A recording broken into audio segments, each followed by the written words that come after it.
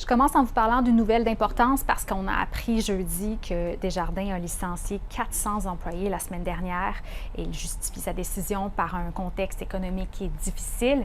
Et les employés touchés sont répartis entre les bureaux de Montréal et Lévis, mais on ne connaît pas encore la répartition exacte. Desjardins surveille ses dépenses et dit ressentir une pression supplémentaire en raison de la volatilité des marchés, du ralentissement économique et de l'inflation. L'organisation veut quand même se montrer rassurante en disant qu'il y a des bénéfices à récupérer grâce à des investissements massifs dans les technologies dans les dernières années. Et je vous rappelle qu'en juin, Desjardins avait licencié 176 personnes à Montréal. Et maintenant, je vous parle des banques alimentaires du Québec parce qu'elles ont lancé un cri du cœur jeudi. Il y a 3 mois, le gouvernement Legault leur avait octroyé 6 millions de dollars pour qu'elles puissent acheter plus de nourriture et le montant est déjà épuisé. Maintenant, les banques alimentaires du Québec réclament pas moins de 18 millions de dollars au gouvernement pour tenir le coup au moins jusqu'à mars prochain parce qu'au cours des prochaines semaines, les files d'attente vont s'allonger.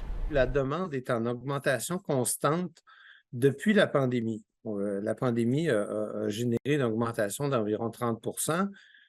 Après ça, ça ne s'est pas calmé. C'est l'inflation qui a repris, qui a mis de la pression sur la demande. Jeudi matin, le premier ministre n'a pas voulu confirmer s'il allait octroyer ces 18 millions de dollars. On est en train de regarder ça de très près. Et maintenant, je m'en vais rencontrer ma collègue Marika parce qu'elle a assisté à l'implantation d'une toute nouvelle valve aortique. Raconte un peu nous ça, Marika. Oui, dans le fond, c'est une chirurgie qui a eu lieu à l'IUCPQ, l'Institut universitaire en cardiologie et pneumologie de Québec. Puis, c'est pas la procédure en tant que telle qui est nouvelle, mais la valve. Alors, cette valve a été implantée via l'artère fémorale dans un patient de 79 ans qui souffrait de sténose aortique. Ça veut dire que sa valve aortique est devenue calcifiée, elle était plus souple, son cœur devait travailler très fort pour pomper le sang dans son cœur. Alors, cette nouvelle valve vient remplacer, pousser les feuillets de sa valve existante contre le côté de son aorte et remplacer sa valve. C'est cette valve qui est la nouvelle technologie. Elle ne se calcifie pas aussi rapidement que d'autres versions de la valve, donc elle pourra être implantée dans des patients plus jeunes et avoir une plus longue durée de vie.